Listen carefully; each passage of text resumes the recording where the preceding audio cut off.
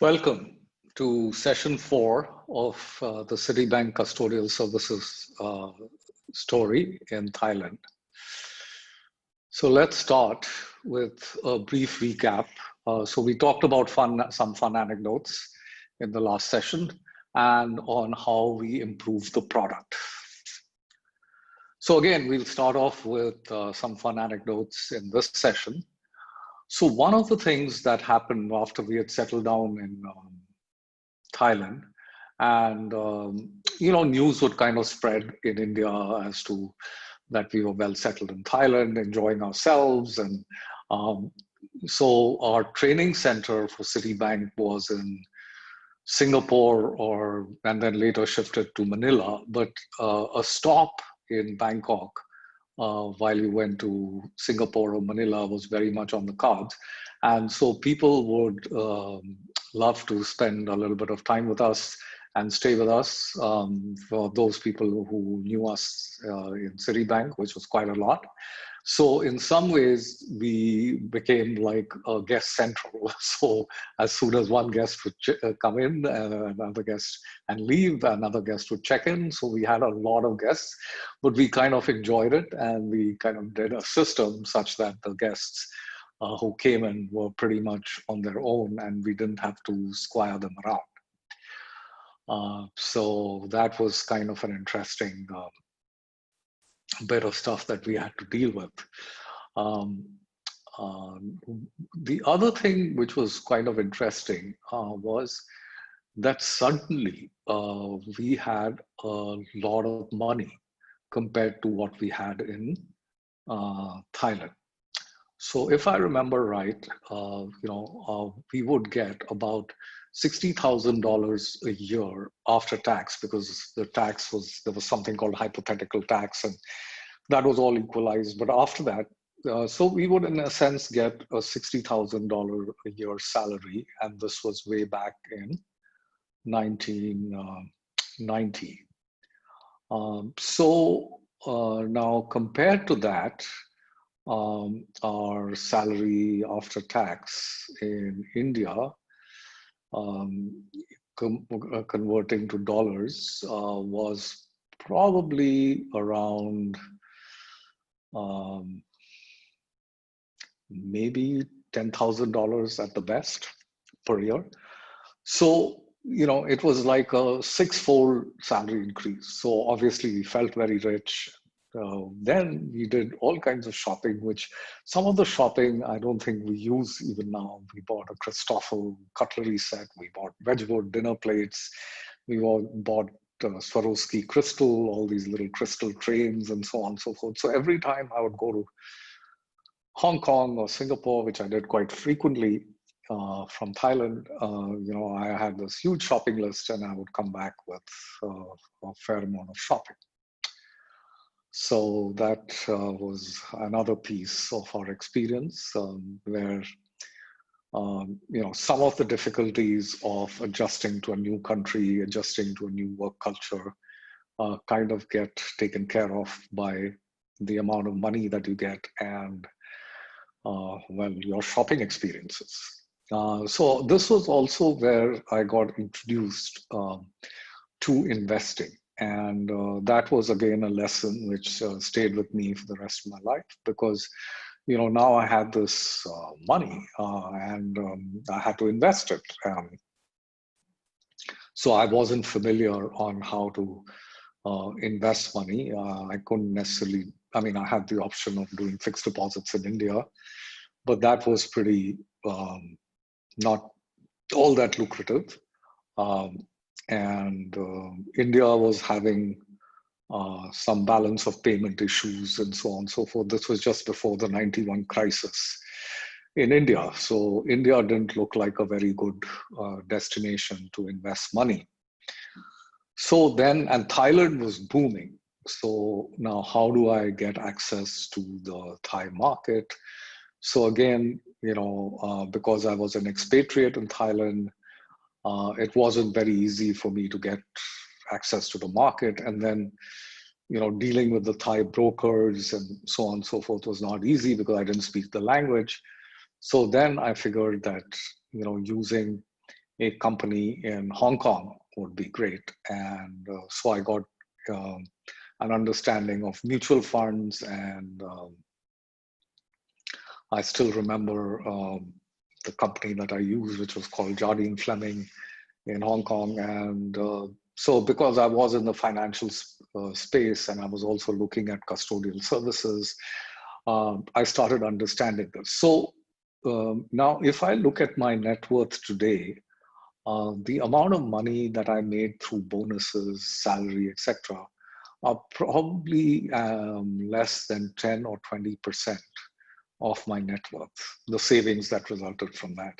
But the rest of it all is because of good investing and investment gains.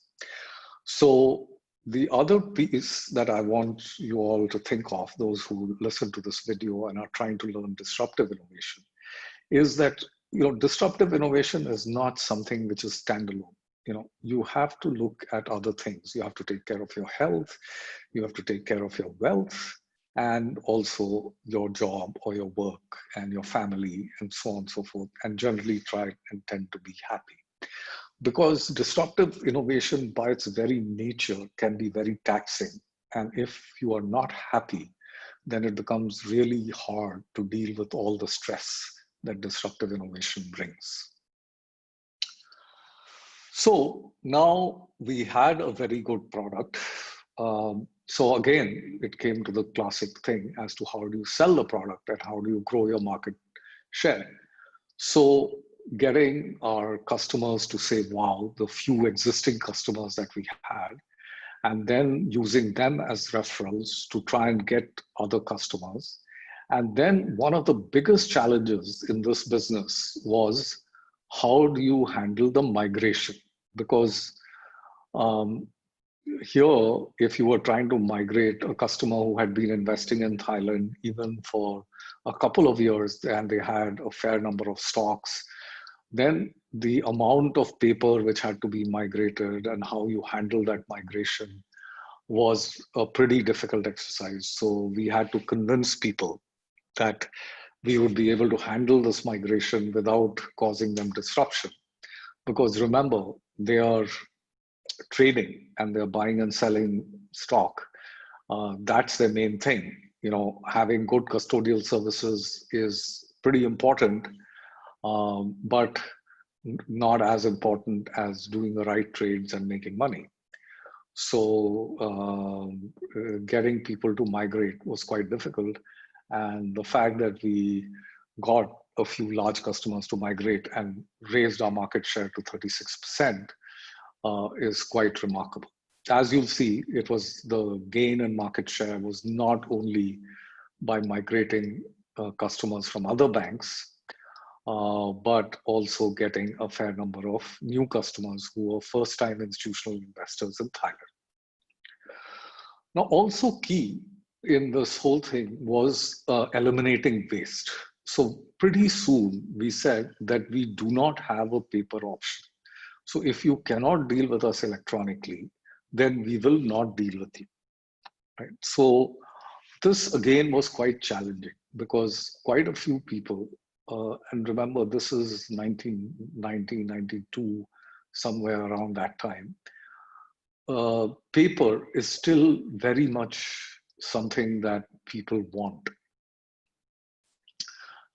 They may want it for audit purposes, they may want it for various things. But we told them, whatever you need, our electronic system has reports, you print the reports because we don't want to print the reports at our end and send them to you and so on and so forth. It just increases our costs and we don't know whether, which exact reports you want. This way you have control. So we cut out a lot of waste in our processes so that our people were very, very productive on trying to sort out problems that customers had, dealing with issues, making sure that they didn't have problems with executing their trades, because sometimes they would enter wrong trades, sometimes the brokers would not understand, they wouldn't act in time and all that. And if we were able to help them with that, that was immense value. So by eliminating waste, we were able to focus on things that mattered to the customer.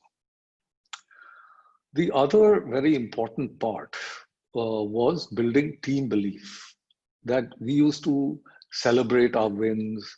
Our people felt that we were the best custodial services team, and so on and so forth. So there was this very, very high morale, which is extremely important in trying to build a successful, disruptive, innovative business.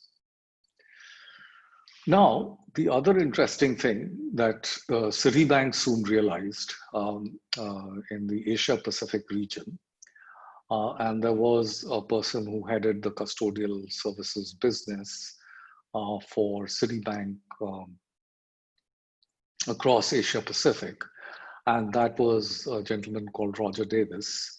So Roger was again a great guy, and he realized that if Thailand is, I mean not Thailand, but Asia Pacific is booming, including Thailand, then he needs to put together a roadshow for customers, institutional investors in Europe and US, so that those investors who weren't investing in these markets and wanted to could understand something about these markets and start investing. Because one of the things that we had all realized is that migrating customers from one custodian to another is a little bit of a challenge. So if we could get first-time institutional investors to start with us, then our competitors would face the same challenge of trying to migrate the customers from us. So we took advantage of this booming Asia Pacific and interest in Asia Pacific from institutional investors to do roadshows in Europe and the US. Now, these were very taxing. I remember we visited probably 15 countries in Europe, where almost every day we were in another country. We would land at the airport, go for this presentation, roadshows, finish the presentations, get back to the airport, and take our flight to the next destination, and check in, and then get ready, and then move on to the next meeting, and so on and so forth. So, it almost felt that if it's Tuesday, it must be Belgium. So I ended up visiting a lot of countries, but only later when I went for holidays was I really able to see these European countries well.